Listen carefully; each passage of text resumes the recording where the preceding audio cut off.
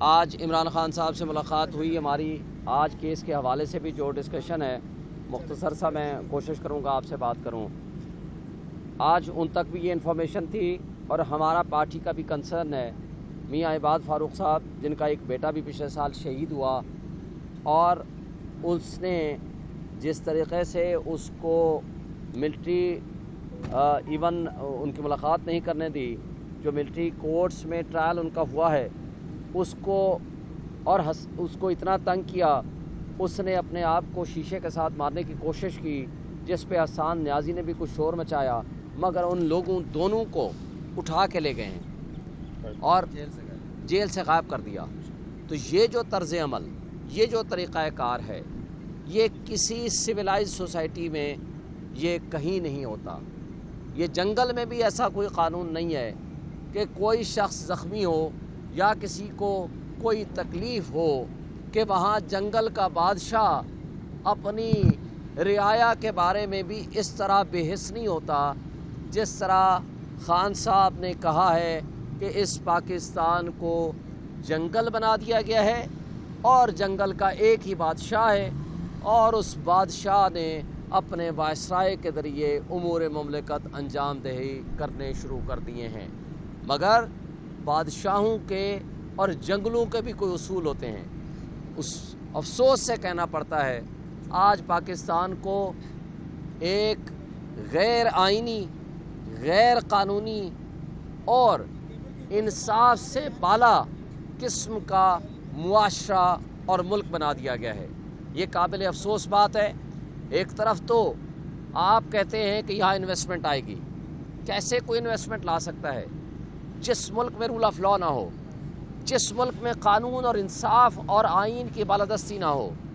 تو اس وہاں آپ کی انویسٹمنٹ ضائع جائے گی اور آپ کا سب سے بڑا جو آپ کا بیک بون ہے انویسٹمنٹ کرنے والا، وہ ہے آپ کا اوورسیز. آپ کے اوپر کس طرح ٹرسٹ کرے گا کہ جب آپ اس ملک میں اپنے ملک کے لوگوں کے اوپر ظلم و تشدد کریں، ان کی چادر چار دیواری کی پامالی کریں، ان کے بچوں کو اٹھائیں اور ان کے خواتین کے ساتھ ظلم و تشدد کریں، اور جو کچھ یہ ہو رہا ہے یہ ملک کے ساتھ صریحاً زیادتی اور ناانصافی ہے.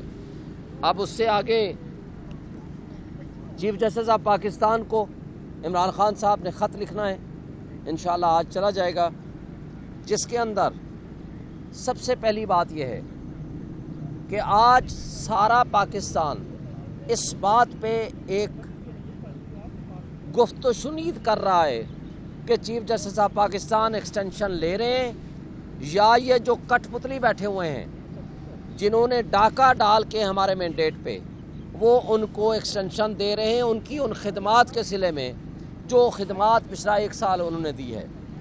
پچھلے سال الیکشنز کے لیے انہی سینئر پیونی جج تھے جو کہ اب چیف جسٹس آف پاکستان ہیں قاضی فائزہ صاحب، انہوں نے خط لکھا اور انہوں نے وہ آرڈرز پاس کیے کہ جس پہ کہا ہے کہ یہ کیسز نہ سنے جائیں.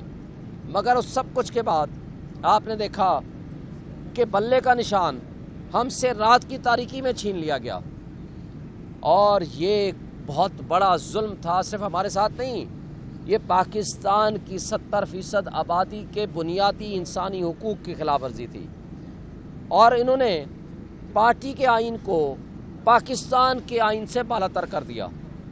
اور جب ہم نے بتایا کہ جناب آپ ہمارے الیکشن کے اوپر تو کہہ رہے ہو یہ درست نہیں ہوئے، تو آج جو پاکستان کے الیکشنز ہوئے ہیں یا اس سے پہلے لیول پلینگ فیلڈ ہمیں نہیں دی جا رہی، اور جس طریقے سے ہمارے لوگوں کو اٹھایا گیا، اغوا کیا گیا، تشدد کیا گیا، نامینیشن فارم چھینے گئے، لیکن انہوں نے ہماری ایک نہیں سنی.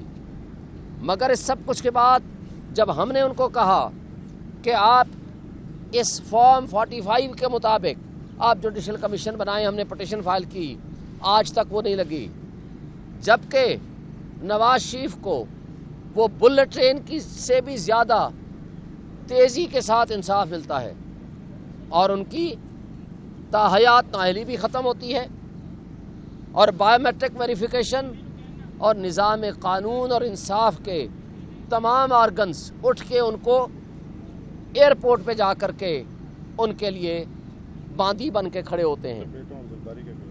اور سب کچھ یہ سامنے آنے کے باوجود ہم نے پچھلے سال بنیادی انسانی حقوق کی خلاف ورزیوں کے اوپر پٹیشن فائل کی، مگر آج تک وہ کیس فکس نہیں ہوا. اور اسی طرح ہم نے ریزرو سیٹس کے اوپر پٹیشن فائل کی، مگر آج تک کوئی فکس نہیں ہوا.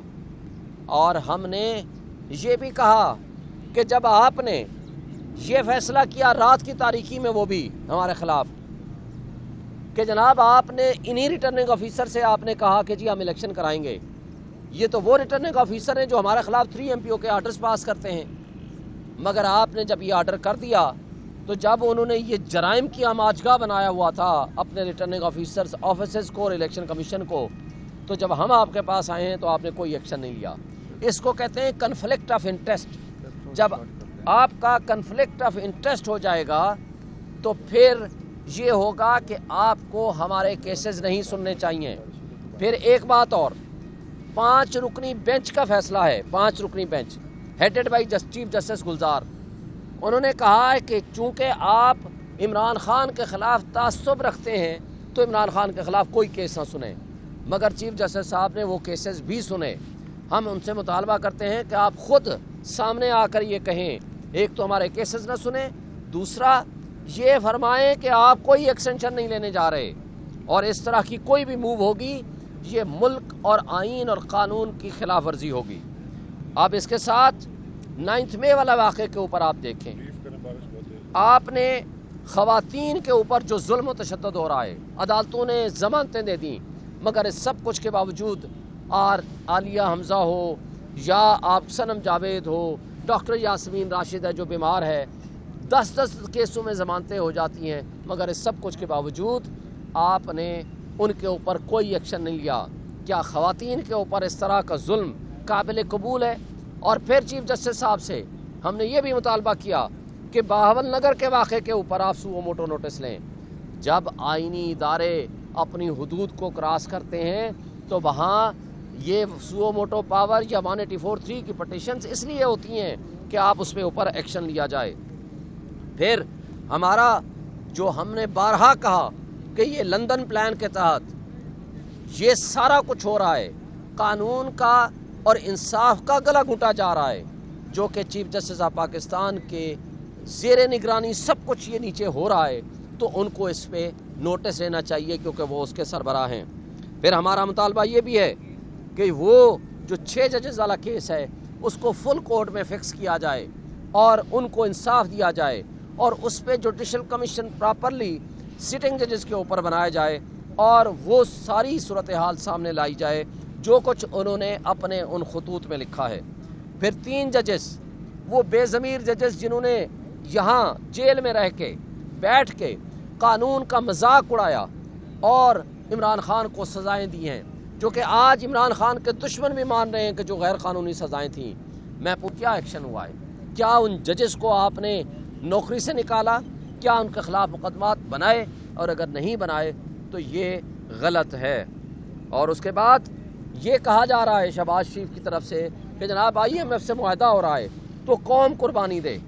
سوال یہ پیدا ہوتا ہے کہ جو منی لانڈرنگ سے پیسہ لے کر یہ باہر گئے ہوئے ہیں، جو $بلین میں انہوں نے اپنے پیسے باہر رکھے ہوئے ہیں، خواہ وہ شریف خاندان ہو، ایون فیلڈ ڈپارٹمنٹ کی صورت میں ہو یا سر محل والے زرداری کی صورت میں ہوں، میں آج پوری قوم سے کہتا ہوں یہ عمران خان کا سوال ہے کہ کیا قربانی کے لیے صرف قوم رہ گئی ہے؟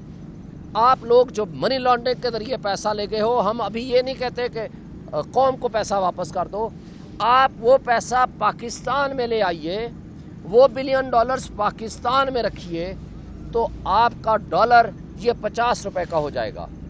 اور یہ ڈالر کو کم کرنے کا قیمت تبھی ممکن ہے کہ جب آپ وہ پیسہ اپنا یہاں لے کر آئیں گے.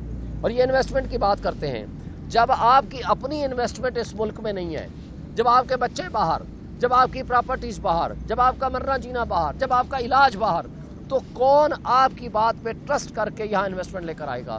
لہٰذا سب سے پہلا کام یہ کریں کہ وہ پیسہ یہاں لے آئیں. اور اس کے ساتھ $18 بلین مفت مراعات ملتی ہے اوپر کے اشرافیہ کو، جس کو ہم بدماشیہ کہتے ہیں. وہ اشرافیات، تنخواہیں اور کرپشن اس کے علاوہ ہے۔ $18 بلین مفت مراد کھا رہے ہیں۔ تو جب پبلک سپورٹ کی گورنمنٹ آئے گی تو وہ اس قابل ہوگی کہ جو سخت فیصلے کر سکے، وہ جو ریفارمز کر سکے اور اس ملک کے ساتھ وہ سلوک کر سکے جو اس 25 کروڑ عوام کا حق ہے، چونکہ حق حکمرانی عوام نے دیا ہے پی ٹی آئی کو۔ وہ ان چوروں کو اسٹیبلشمنٹ اور آئی ایس آئی کی مدد سے اور بادشاہوں کی مدد سے یہاں جس انداز سے مسلط کیا گیا ہے، اس کو قوم ٹھکرا چکی ہے۔